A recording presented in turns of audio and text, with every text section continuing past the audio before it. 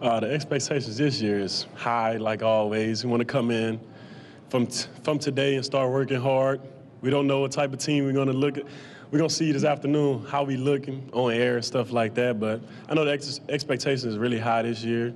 We know that, everybody know that, but we got to come and put it on the field and work hard every day to live up to those expectations.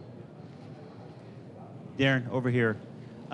Just being on the inside from all this stuff that's gone over the summer, can you talk about what you guys make of all that on the inside, and to what measure is it nice just to be able to get back and play football and be together again? Oh yeah, everybody been looking forward to this day since we lost the last game, getting back into practice, but we can just get back into what we know how to do. All the stuff that happened this summer and through the spring and stuff like that, just been mostly hard work in my eyes. In a lot of the teams, we really having a lot of different people talk about our team and say good and bad things. We just keeping our head down, working hard, and just getting ready for the season. Happy that today is finally here, so all the other stuff can go away and we can talk about football now.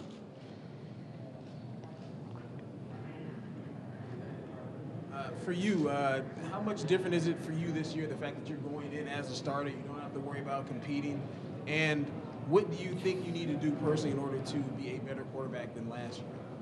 I came into this offseason as being a greater leader, got more guys listening to me, so really stepping it up in that area, just leading the whole team, not just leading the offense, but make sure the whole team be ready to go.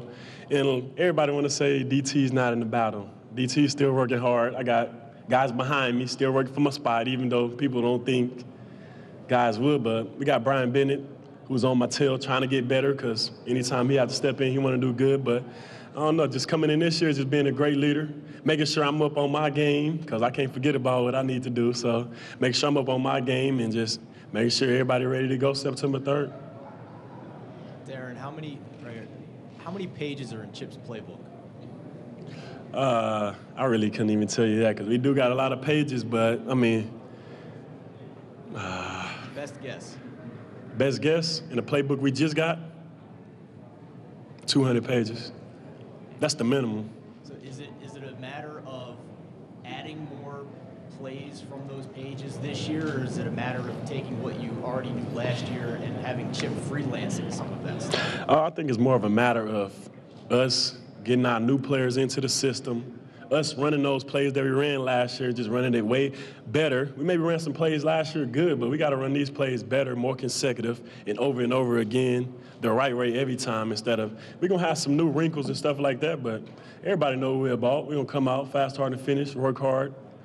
And like I say, a lot of people think our plays is disguises and stuff like that, all these wrinkles, but they're regular plays. They just ran to perfection. That's what we're going to try to do.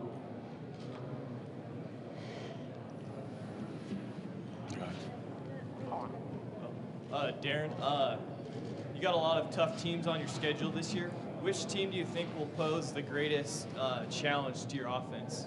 All of them. Everybody been working hard since the last Pac-10 game, maybe. I know in the Pac-10, ever since the last game, I know everybody been working towards getting better for Oregon or getting into better shape or getting their scheme better for Oregon. So it's going to make it even harder on us this year, but that's just how harder we got to work. It's on us to work harder than last year, and not just to work to that same expectation as last year, but take it up a notch and be ready for all the teams that we're going to play. All the teams, I can picture every team in the pack is going to raise their game from last year's game and try to do something different this year. So it's going to be, I think, all better teams this year, because it's going to be a more competitive game. Everybody got this game circled on their list. Darron, back here. Darron, back here. I was just going to ask, last year, a year ago at this time, you were in competition with Nate for the starting job. You've known since the end of last season that you're the guy this year. How did that change your approach to summer workouts, and how much of your personality are you going to stamp on this team? Oh, just being a greater guy, just around, just showing my leadership skills. Also learning from other guys, other leadership skills, and putting that into my arsenal and working in that, things like that. But just getting around the whole team, meeting everybody from the punters to the kickers to the D linemen to the receivers, just making sure I got a voice in everybody's head that we're a hard-working team, and that's the mentality that we're going to have this year. Darron, regarding your guys' offensive tempo, with some of the guys that you lost, and now you're bringing back, about half the offensive line from last year. Are you concerned at all that you'll be able to run the offense at that same breakneck tempo? Oh yeah, it's maybe a concern, but like I said, I think we can go faster. A lot of guys think we lost. The only thing we lost a lot last year is maybe seniors, older guys. But we got some young guys that's ready to step in. We got some new faces that we haven't seen really into pads yet, but that I know is going to work hard and going to be ready to fill in some spots. So it's going to be new faces, but I think the same scheme. Everybody ready to work hard, everybody ready to run fast, and I know the offensive line is tired of everybody trying to say that they're going to be the hole in the offense, stuff like that. Them guys been working hard all summer and all spring to be ready to play, and I think they're ready. So it's something that kind of comes together no matter, they've had some experience, but now that they're in, you feel like it's going to come together before the first game? Oh, yeah, it's going to come together. Like today, me, David Poss, and LaMichael James going to be a little slower than we're going to be on September 3rd because this is the first day, and it's a learning curve for everybody. So everybody got to learn, get back into the tempo, and the new guys got to get used to the tempo and used to running it over and over again.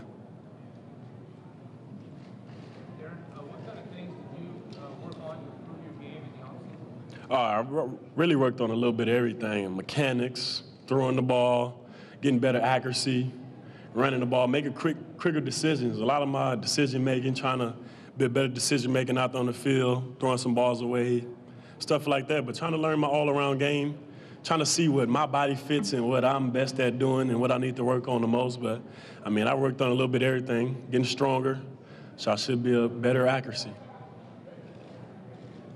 With all the stuff that happened this summer, is there a positive that maybe it brings you guys closer together as a team?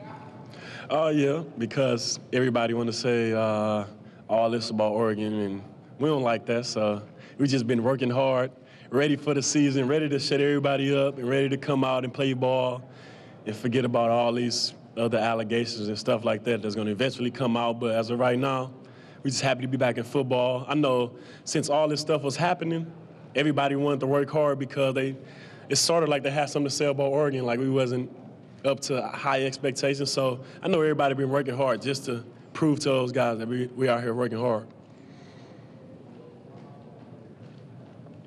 Darron, how does January 10th motivate you now coming into this season?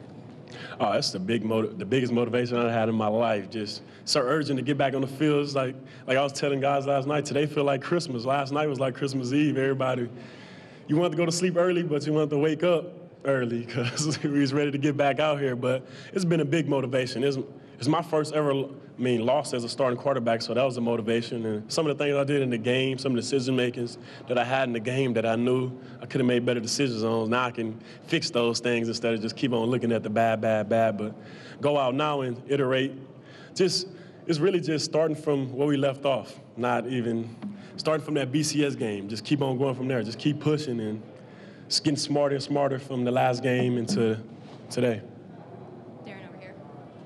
So you lose Jordan Holmes at center. Now you're going to have three guys battling it out in that position. How do you think that's going to affect the pace of your game? I've been working with Haronis and Amani and Carrington all summer. Them guys went through a good spring ball. I know Carrington and Haronis have battled it out in spring ball. We got Amani stepping in now, who's I have worked with all summer, who's been looking good. So it's going to be a good battle for those guys. It's going to be a good battle, but it's going to make us all better because them guys are also working center and guard, so they're going to know a little bit of both. Right here, Darron. Can you tell us a little bit about, obviously, opening the season against the number 4 team in the nation?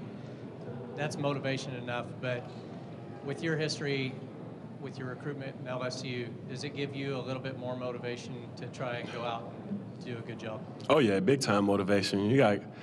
Like I said, that was my school that I was committed to for about 7 to 8 months. I was committed to those guys. Made a change, come out here for the better, but now it's a big battle.